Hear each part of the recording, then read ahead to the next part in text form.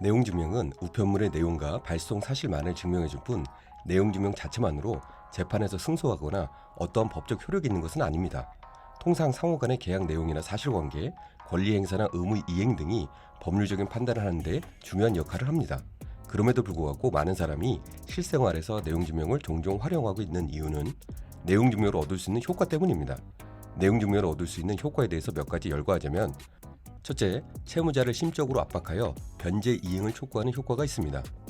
채권자가 채무자에게 빚을 갚으라고 문자, 카톡, 통화 등의 방법을 이용해서 독촉했을 때보다는 내용증명으로 언제까지 갚지 않으면 법적인 조치를 하겠다, 혹은 언제까지 채무에 이행을 하지 않으면 소송을 제기하겠다는 의사표현을 하면 채무자가 심리적 압박을 느껴 변제가 이루어지는 경우가 발생합니다.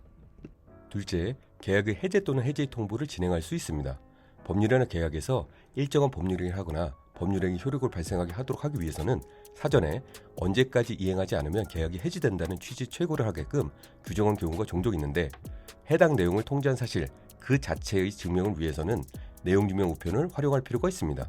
예를 들어 계약의 해지, 임대차 계약 갱신 거절의 통지 등이 이에 해당합니다. 셋째, 채권의 시효를 중단하는 효과가 발생할 수 있습니다. 채권자는 자신의 채권이 소멸시효에 대한 만료로 소멸되는 것을 막기 위해 내용증명을 이용해서 채무자에게 채무를 이행하라는 최고를 하게 됩니다.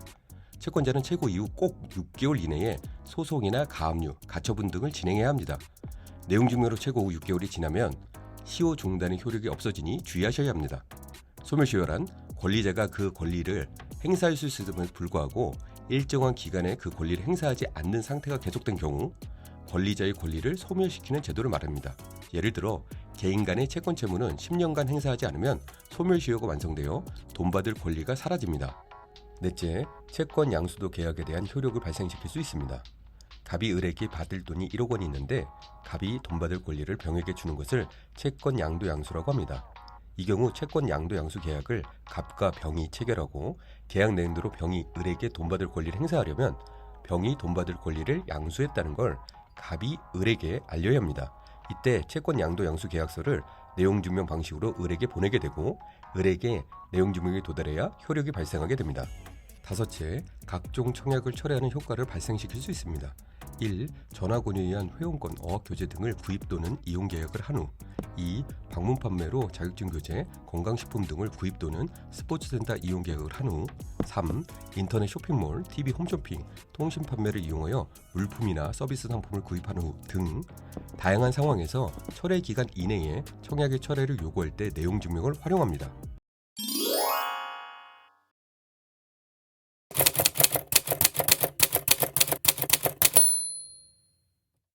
발송인이 내용 증명을 보낼 때 문서 내용에 언제까지 답변을 달라고 기재하는 경우가 일반적입니다.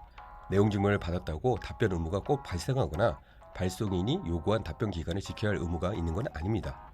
답변 기간보다는 발송인이 주장하는 내용을 정확히 파악하여 해당 내용에 대해서 답변하는 게 수신인에게 더 도움이 된다고 판단되면 가급적 빠른 시일 안에 답변하는 게 이를 원만히 해결하는 데 도움이 될 수 있습니다.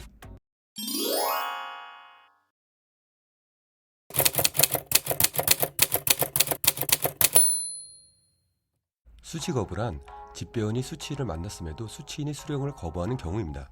수취 거부가 있을 경우 우편물이 도달한 걸로 볼지 아니면 도달하지 않은 걸로 볼지가 문제될 수 있습니다. 왜냐하면 민법상 상대방이 있는 의사표시는 상대방에게 도달한 때에 그 효력이 생긴다고 규정하고 있기 때문입니다. 수취인이 수취 거부를 하지 않고 우편물을 수령했다면 우편물의 내용을 확인할 수 있었으므로 수취 거부 시에 의사표시 효력이 생긴 것으로 보아야 합니다. 다만 발송인과 수취인과의 관계, 우편물의 발송 전에 발송인과 수취인 사이에 그 우편물의 내용과 관련된 법률 관계나 의사교환이 있었는지, 수취인이 발송인에 의한 우편물의 발송을 예상할 수 있었는지 등 여러 사정을 종합하여 판단해야 하고, 이때 우편물의 수취를 거부한 것에 정당한 사유가 있는지는 수취 거부를 한 수취인이 이를 증명할 책임이 있습니다.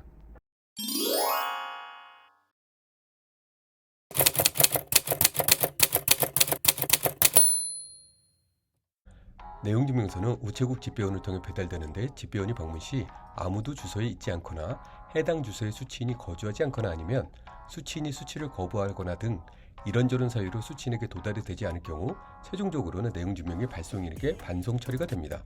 반송된 이후 발송인은 두 가지 정도 조치를 취할 수 있습니다. 첫째, 주소가 명확하지 않다고 판단할 경우 수취인의 주민등록 초본을 발급할 수 있습니다.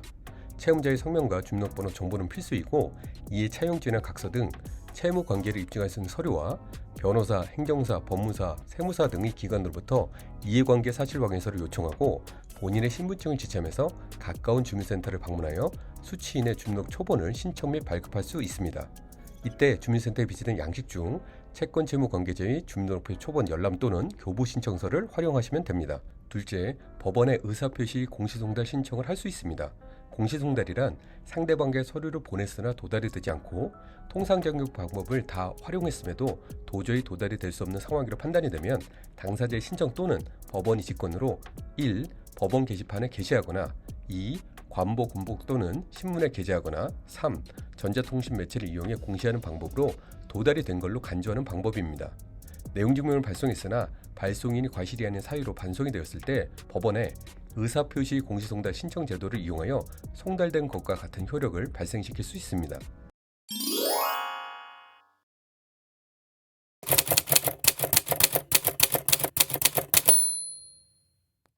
내용증명을 받아보면 낯선 법률 용어와 법적 조치 예고 위협에 당황하는 경우가 발생합니다.